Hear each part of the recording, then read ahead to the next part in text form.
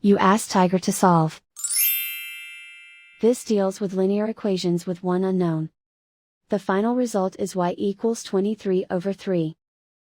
Let's solve it step by step. Simplify the expression. Multiply the fractions. Expand the parentheses. Break up the fraction. Simplify the fraction. Find the greatest common factor of the numerator and denominator. Factor out and cancel the greatest common factor.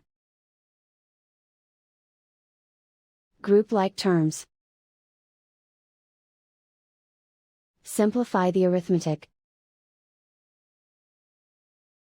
Group all y terms on the left side of the equation. Add 2y to both sides. Simplify the arithmetic. Group like terms. Simplify the arithmetic. Isolate the y. Divide both sides by 6. Simplify the fraction.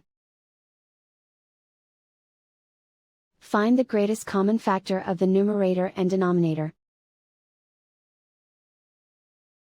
Factor out and cancel the greatest common factor.